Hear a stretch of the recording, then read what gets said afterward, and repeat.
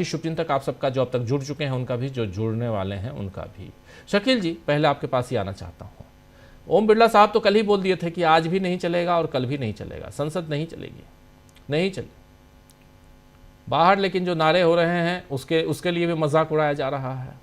Trap deal और Trump deal दोनों के फर्क को बताया जा रहा है।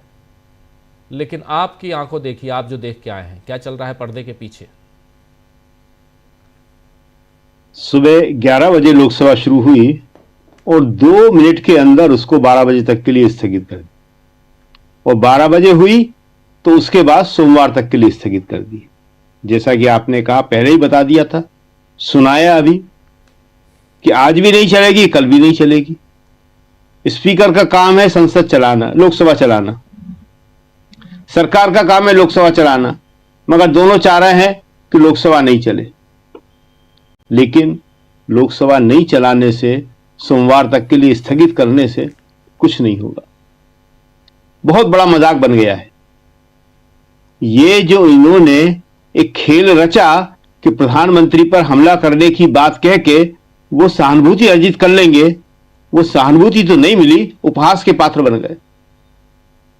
कल से लेके आज तक सब जगह, चाहे वो संसद हो और चाहे संसद के बाहर, और चाहे वो कांग्रेस समर्थक विपक्ष के लोग हों या निष्पक्ष लोग हों या बीजेपी समर्थक लोग हों, किसी को भी यह बात अच्छी नहीं लग रही कि प्रधानमंत्री इस तरह अपने डर को प्रदर्शित करें।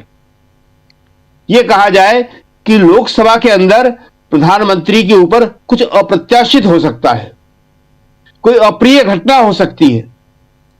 अगर लोकसभा के अंदर घटना हो सकती है तो फिर कहीं पे भी देश में कोई भी सुरक्षित नहीं है।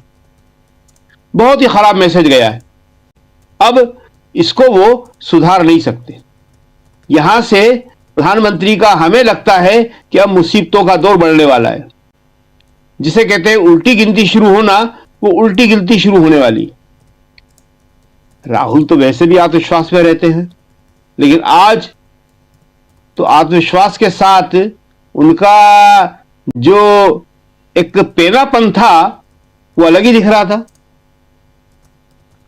आमतौर पे राहुल 2-3 वाक्य बोलते हैं, बात कर लेते हैं, लेकिन आज तो उन्होंने जो उचित समझो वही करो, इसके अलावा एक शब्द भी नहीं बोला। वो बड़ा मुस्कुरा के बोला। सीधा मैसेज गया कि प्रधानमंत्री कह रहे हैं कि जो उचित समझो वो करो। क्या प्रधानमंत्री ने ये उचित नहीं समझा कि आके लोकसभा में उन सांसदों को बुलाते जिनसे उन्हें खतरा महसूस हो रहा था? जब लोकसभा स्पीकर ने उनसे कहा कि जनाब ऐसी ऐसी बात है, तो लोकसभा स्पीकर से कहते कौन है वो, जाइए उनसे बात कीजिए, उनको अपने पास बुलाइए, ऐसी क्या प्रॉब्लम है? मैं सदन का नेता हूं और आप लोकसभा के स्पीकर है, अध्यक्ष है पूरे। हम दोनों के ऊपर की जिम्मेदारी है सारी की सारी। सदन का नेता का मतलब मैं सिर्फ सत्ता पक्ष का नेता नहीं हूं, मैं पूरे सदन का नेता हूं।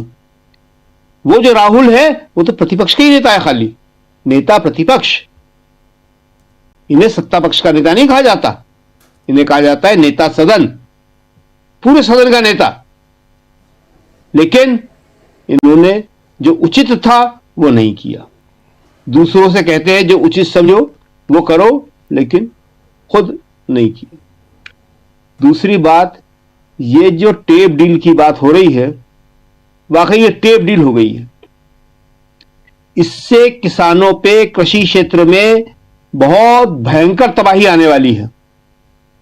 आज किसान संगठनों ने बड़ा कड़ा विरोध किया है। किसान संगठनों का कहना है कि हम किसी भी सूरत में इसे स्वीकार नहीं करेंगे और हमें सरकार पे विश्वास नहीं है। सरकार जो सफाइयां दे रही है हम उस पर विश्वास नहीं कर सकते। उनसे पूछा क्यों नहीं कर सकते भाई, सरकार की बात पे विश्वास किया जाता है।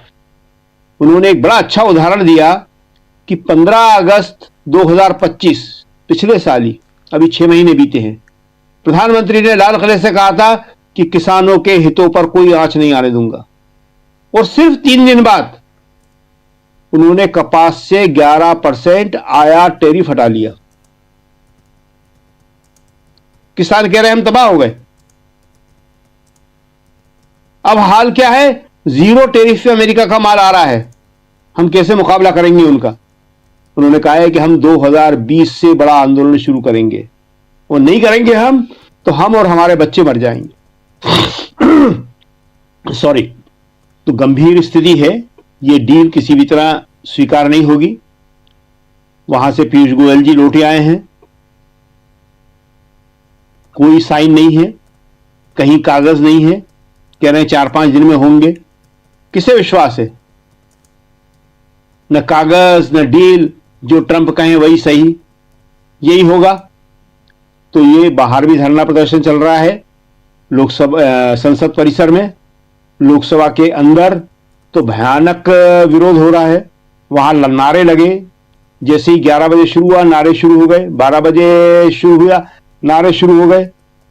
किसी भी कीमत पे विपक्ष इस बात को मानने को, स्वीकार करने को तैयार नहीं है कि जो उस पर आरोप लगाए गए हैं उनको, वो कह रहा है कि इसके लिए माफी मांगो, हमारे ऊपर ये आरोप बिल्कुल स्वीकार्य नहीं है। आप किस तरह की बात कर रहे हैं? आप बताइए कौन लोग हैं, कौन हमला करने वाले थे? हम आपको हमलावर दिखते हैं, अपराधी दिखते हैं? प्रधानमंत्री पे हमला बहुत बड़ी चीज होता है, बहुत बड़ी बात है। आप इसको इतने हल्के में ले रहे हैं कि प्रधानमंत्री पे हमला हो सकता था, और वो भी लोकसभा में। और आपने जो ये बताया मनमोहन सिंह का, मनमोहन सिंह ने ऐसे कई दृश्यों का सामना किया है। ये तो बिल्कुल लास्ट का है, 2014 का राज्यसभा है, ये राज्यसभा की बात है। ये लोकसभा में हुआ, राज्यसभा में हुआ, बहुत सारे ऐसे सीन हैं। लेकिन पूरा का पूरा, जो उन दोनों अलग अलग टीवी हुआ करते थे, राज्यसभा टीवी अलग, लोकसभा टीवी अलग, तो राज्यसभा टीवी पूरा दिखा रहा है ये। अब तो संसद टीवी एक ही है, ये राज्यसभा टीवी पूरा दिखा रहा है इसको। और अविचलित भारत का प्रधानमंत्री को ऐसे ही किसी भी परिस्थिति में अविचलित खड़ा रहना चाहिए। अविचलित खड़े हैं और अपना भाषण जारी रखे हुए हैं, नहीं रुक रहे, न डर रहे हैं, न भाग रहे हैं।